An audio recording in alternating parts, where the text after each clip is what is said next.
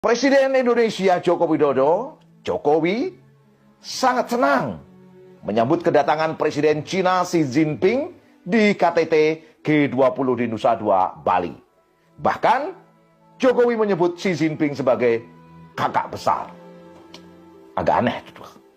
Usai pertemuan bilateral seperti disiarkan langsung di akun YouTube Sekretariat Presiden, Rabu 16 November 2022, Jokowi menyampaikan ucapan selamat kepada Xi Jinping atas terpilihnya kembali menjadi Sekjen Partai Komunis Cina. Ia menyatakan, Jokowi maksudnya menyatakan, dan secara langsung saya juga ingin menyampaikan ucapan selamat atas terpilihnya kembali yang mulia. Yang mulia maksudnya kepada Xi Jinping sebagai Sekretaris Jenderal Partai Komunis Tiongkok. Memberikan ucapan selamat pada Sekjen Partai Komunis. Kemudian Joko Widodo melanjutkan, sekali lagi saya ingin menyampaikan selamat datang di Bali Presiden Xi Jinping, dan senang sekali dalam menyambut kakak besar, ya, kakak besar disebut itu. Senang sekali menyambut kakak besar di Bali setelah pertemuan kita di Beijing. Saya ingin mengatakan pada saudara Joko Widodo, sekali lagi hati-hati dalam berucap dan bersikap.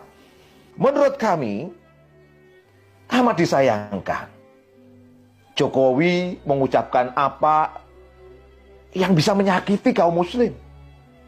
Seorang presiden di negeri yang mayoritas muslim menyampaikan selamat kepada Sekjen Partai Komunis Cina yang berkuasa telah memperkeras retorikanya terhadap Islam, telah menunjukkan represivitasnya kepada Islam.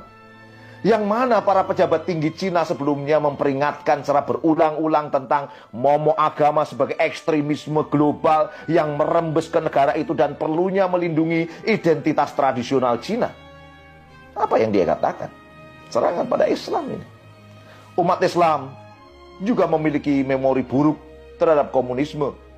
Misalnya pada tragedi 1948 di Madiun. Hingga saat ini umat Islam masih terngiang pembantian ulama dan santri di pesantren Takeran yang dimotori PKI. Pak Jokowi perlu ingat, dunia muslim masih menyoroti dengan tajam atas semua kekuatan ekonomi Cina yang melengking di dalam negeri. Namun pemerintah diktator Xi Jinping masih harus menghancurkan, menindas warga muslim dari Turkmenistan Timur atau Turkistan Timur. Cina diberitakan di banyak media telah menyiksa orang-orang tak berdosa, baik wanita, anak-anak, dan juga orang tua. Satu-satunya kesalahan yang dituduhkan kepada umat Islam di Uighur adalah karena mereka menyembah Tuhan yang Maha Esa, Allah Subhanahu wa Ta'ala. Pantaskah sebagai pemimpin umat Islam di Indonesia Anda kemudian mengucapkan selamat, mengucapkan yang mulia, mengucapkan kakak besar pada mereka yang merepresif umat Islam? Tidak masuk akal dan jauh dari konteks kepantasan. Assalamualaikum warahmatullahi wabarakatuh. Om Swastiastu, Namo Buddhaya, salam kebajikan. Sahabat-sahabat Tolang Sembilang yang saya hormati dimanapun juga berada, saya kira kalau bicara soal komunis itu tidak elok rasanya kalau tidak disandingkan dengan kapitalisme global dunia. Kenapa saya sampaikan begitu? Karena yang namanya komunis ini adalah sesuatu yang menurut saya sudah usang hari ini.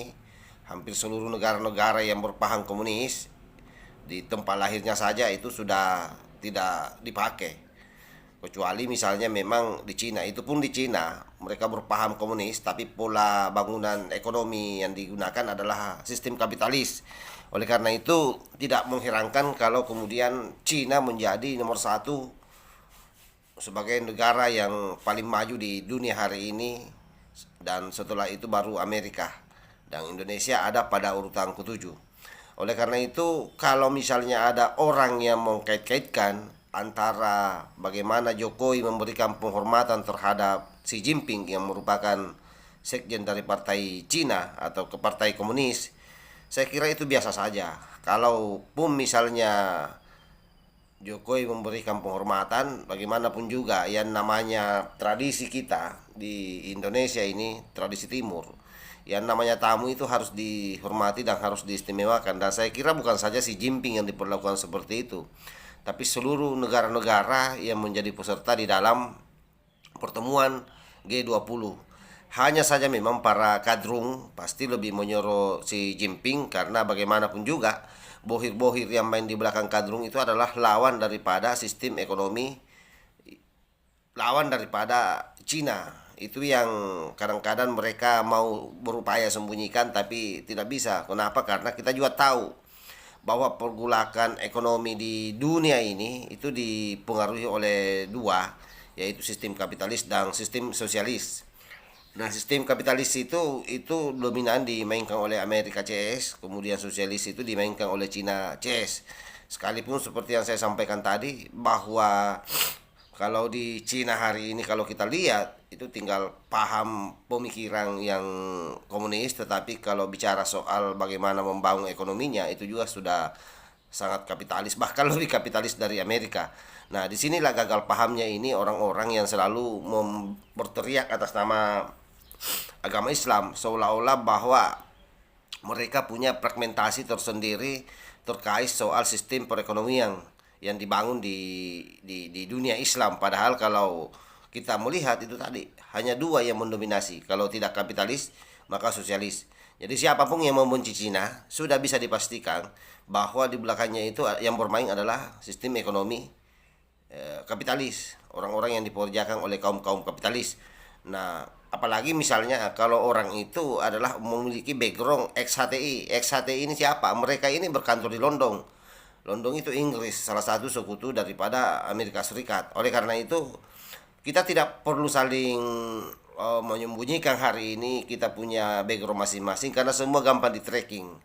Sahabat-sahabat yang ada di luar sana yang selalu bicara koar-koar menegakkan khilafah dan seterusnya, itu juga kita tahu dari mana simpul-simpul keuangannya, dan itu sudah pernah dibeberkan oleh Gus Islah Bahrawi misalnya, ataukah BNPT misalnya juga sudah pernah merilis negara-negara yang selama ini ikut terlibat mendanai mereka.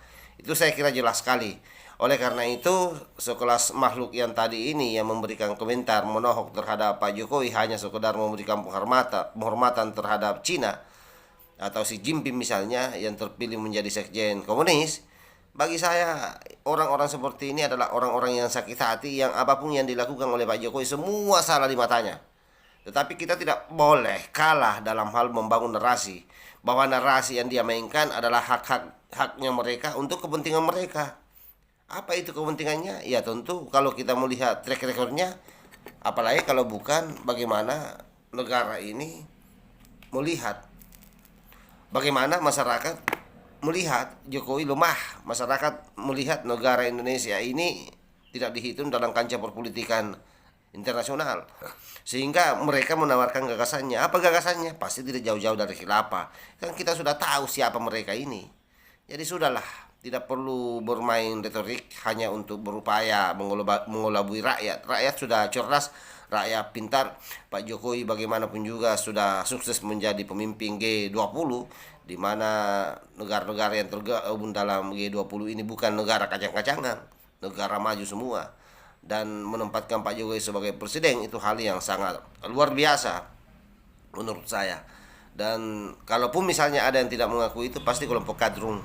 Kan apapun yang dilakukan oleh negara hari ini, yang dilakukan pemerintah, bagi kadrung itu bukanlah sesuatu yang baik. Itu sangat buruk. Semakin negara kita semakin maju, semakin mereka akan membuat narasi untuk mengkanter itu, mencari kejelekannya sekecil apapun, untuk dia jadikan narasi, dia kapitalisasi menjadi isu yang pada akhirnya muaranya adalah bagaimana supaya rakyat bergerak melawan pemimpinnya, seperti yang terjadi di Timur Tengah sana. Tetapi kita harus sadar bahwa hal tersebut tidak akan mungkin bisa dilakukan oleh rakyat Indonesia. Indonesia sudah sering diuji, mulai di mana pada saat itu peristiwa Madiun, lalu kemudian setelah itu peristiwa 65, 66, yang juga bagaimana DI, TI, dan PKI itu hampir secara bersamaan mau mengambil alih negara kita. termasuk NII, Jawa Barat, Kartosuryo, dan seterusnya. Tapi semua berhasil kita halau. Itu karena apa? Karena Indonesia, rakyat Indonesia memiliki kesadaran yang kuat soal nasionalisme. Kiai Hasyim Asy'ari melalui resolusi jihadnya sudah membuktikan bagaimana dia mengusir para sekutu pada tahun 1945, tepatnya pada bulan Oktober tanggal 22 resolusi jihad itu keluar, dan lahirlah hari pahlawan, yaitu pada tanggal 10 November tahun 1945 yang merupakan puncak perlawanan dari arek-arek Surabaya. Oleh karena itu, ya sudahlah, kalian para cujung-cujung buku pada begundal-begundal XX, HTI maupun SFPI yang berupaya menggiring opini terus bagaimana supaya negara kita ini kacau balau, pasti kalian akan gagal, karena kalian akan berhadapan dengan orang-orang yang masih mencintai negara kesatuan Republik Indonesia di atas segala-galanya. Wallahul muwaffiq ila aqwamit thoriq. Wassalamualaikum warahmatullahi wabarakatuh. NKRI harga mati. Salam Nusantara.